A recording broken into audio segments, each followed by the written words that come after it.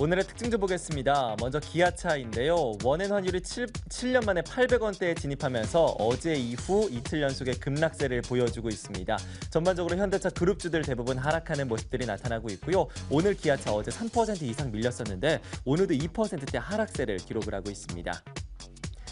삼성전자는 1분기 영업이익이 5조 9천억 원대로 나오면서 일단 회복세에 진입했다라는 판단입니다. 스마트폰 사업부가 특히나 2조 원대의 영업이익을 회복한 것 긍정적으로 해석을 하고 있는데요. 본격적으로 갤럭시 S6의 판매가 효과가 반영이 되는 2분기부터는 수익성이 더욱더 개선될 것으로 예상을 하고 있습니다. 삼성전자의 주가 오늘장에서 강보합권 기록하고 있습니다. 아시아나항공도 보도록 하겠습니다. 앞서 봤듯이 아시아나항공의 최대 주주인 금호산업의 매각이 사실상 유찰됐는데요.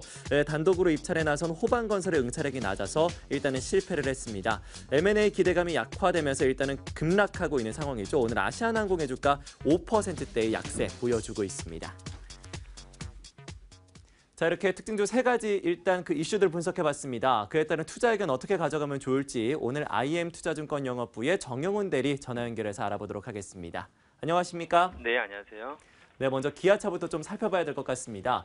최근 들어서 기아차의 주가가 상당한 강세였는데 원엔 환율 때문에 이틀 연속에 빠지는 모습이 나타나고 있습니다. 그 조정폭도 다른 종목들에 비해서는 상당히 크게 확대가 되고 있는 상황인데요. 기아차에 대한 투자 의견은 어떻게 보십니까? 네, 우선 뭐 최근에 지금 조정세를 계속해서 자동차 섹터가 계속해서 보여주고 있는데요. 뭐 1분기 실적이 좀 부진하게 좀 나타나면서 투자 심리가 좀 위축이 됐었고요. 그렇지만 전반적으로 그동안의 좀 우려감 대비해서는 좀 괜찮게 나왔다라고 좀 볼 수가 있겠습니다. 지금 뭐 외나 약세에 따른 좀 수출 경쟁력이 좀 우려가 되면서 좀 투자 심리가 좀 위축이 좀 되고 있는 상황인데요. 그렇지만 이번 좀 주가 조정을 오히려 좀 좋은 매수의 기회로 좀 삼을 필요가 있지 않을까 그렇게 좀 생각을 하고 있습니다.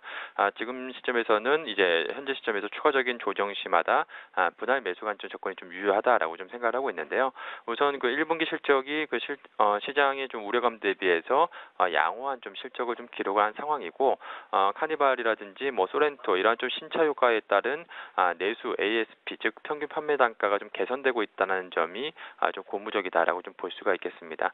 그리고 3월 지난달에 이제 출시가 된 KX3가 이제 중국에서 본격적으로 지금 출시가 된 상황이기 때문에 이 중국에서의 그 신차 효과도 2분기에는 어느 정도 좀 기대해 볼 수가 있겠고 무엇보다 또 하반기에 이제 볼륨 차종이라고 할 수 있는 K5라든지 스포티지 이런 좀 신차 출시 모멘텀이 재차 좀 부각이 되지 않을까 그렇게 좀 보여주고 있습니다. 그리고 하반기 이후부터는 기아차의 그 멕시코 공장 이제 증설에 따른 그런 성장 모멘텀까지 부각될 수 있는 시점이기 때문에 지금 시장에서 어떻게 보면 자동차 섹터가 가장 지금 밸류에이션 매력이 높은 섹터 중에 하나이기 때문에 주가가 추가적으로 좀 조정세를 좀 보인다라고 한다면 매수 관점 대응이 좀 유효하지 않을까 그렇게 좀 생각을 하고 있습니다. 기아차에 대해서는 지금 실적도 좋고요. 그리고 앞으로의 실적 기대감도 상당합니다. 신차 효과를 기대할 수 있는 만큼 기아차에 대해서는 조정 시마다 매수해보자라는 전략을 제시해 주셨습니다. 그렇다면 삼성전자는 어떻게 보시는지 잘 모르겠습니다. 갤럭시 S6의 효과가 정확히 반영되지 않은 1분기에도 일단 스마트폰 부문의 매출이 2조 원대의 영업이익을 기록한 것으로 확인이 됐는데요. 앞으로 좀 더 기대감을 좀 키워도 될지 향후 주가에 대해서는 어떻게 전망하십니까? 우선 삼성전자 같은 경우는 1분기 실적이 좀 깜짝 실적을 좀 기록을 했는데요. 굉장히 특히나 이제 IM 부분 쪽에서 실적이 굉장히 좀 잘 나오면서 기대치를 좀 상회하는 그런 좀 실적을 좀 보여줬습니다. 무엇보다 삼성전자 같은 경우에는 작년 한 해 동안 2014년 동안 어떻게 보면 뭐 상당히 좀 힘든 한 해였다라고 좀 볼 수가 있겠는데요. 삼성전자 같은 경우 작년 같은 경우에 매출과 실적이 좀 둔화가 되면서 그동안에 이제 성장주에서 이제 가치주로서 시장에서는 좀 바라보는 시각이 좀 컸다라고 좀 볼 수가 있겠습니다. 그렇지만 올해 2015년 같은 경우에는 이제 재차 이제 성장주로서의 그런 좀 모멘텀이 좀 부각이 되지 않을까 생각을 하고 있고요. 중장기적 관점에서 봤을 때 여전히 지금 시점에서는 향후에 전고점 150만 원 돌파를 좀 기대해 볼 수 있지 않을까 그렇게 좀 생각을 하고 있습니다. 무엇보다 지금 갤럭시 X6가 시장에서 상당히 좀 호평을 받고 있는 상황이고 판매량 전망치가 계속해서 뭐 상향이 되고 있습니다. 최근 들어서 여러 가지 뭐 우려감도 뭐 나오고 있는 상황입니다만 갤럭시 S6 출하량이 이제 최소 5천만 대 이상을 판매할 것으로 이렇게 좀 보여주고 있고요. 뭐 시장에서는 한 7천만 대 이상까지도 뭐 기대를 하고 있습니다만 그 만약에 지금 향후 이제 판매량이 점진적으로 좀 증가를 한다라고 한다면 역시나 주가에는 더욱더 긍정적인 영향을 미칠 것으로 보여주고 있고요. 무엇보다 또한 그 14나노 모바일 AP를 세계 최초로 좀 적용하면서 갤럭시 S6에 탑재가 되면서 삼성전자가 이제 스마트폰 그 제조업체에서 과거에 이제 좀 부품 업체로서의 그런 좀 제도약까지도 기대해 볼 수 있는 한 해다라고 좀 볼 수가 있겠습니다. 이 시스템 LSI 사업부 쪽에서 흑자 전환이 좀 기대가 되고 있고요. 향후에 이제 주주친화 정책이라든지 배당 잠재력을 감안했을 때 삼성전자도 마찬가지로 조정시 매수 관점 대응이 유효하지 않나 그렇게 좀 보고 있습니다.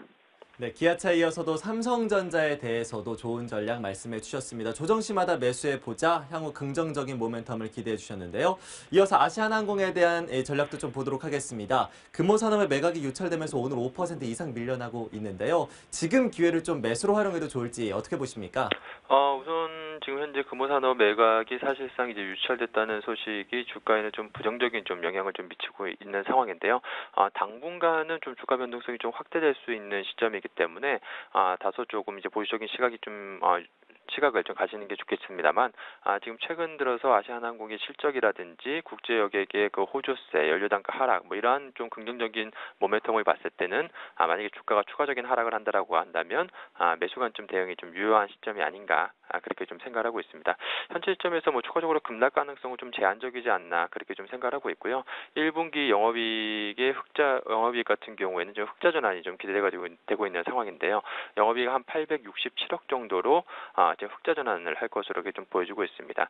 지금 뭐 그 연료 단가가 지속적으로 좀 하락하고 있는 상황이고 최근 들어서면서부터 이 국제 여객도 좀 호조세를 지금 보이고 있는 상황이기 때문에 지금 뭐 주가는 점진적으로 좀 제자리를 좀 찾아갈 수 있지 않을까 그렇게 좀 생각을 하고 있습니다. 다만 지금 현재 시점에서 이제 M&A 이슈에 따른 좀 변동성이 좀 확대될 수 있는 부분이기 때문에 그 부분을 좀 감안하시면서 투자 접근을 하시면 좋지 않을까 그렇게 좀 말씀을 드리도록 하겠습니다.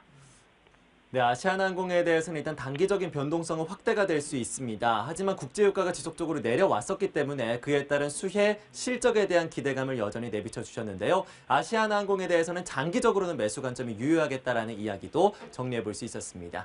자, 이렇게 해서 오늘 특징주에 대한 전략 모두 다 세워봤습니다. IM투자증권 영업부의 정영훈 대리와 함께했습니다. 말씀 고맙습니다. 네, 고맙습니다. 네, 이렇게 해서 오늘의 특징주에 대한 대응 전략 모두 세워봤습니다. 투데이 특징주였습니다.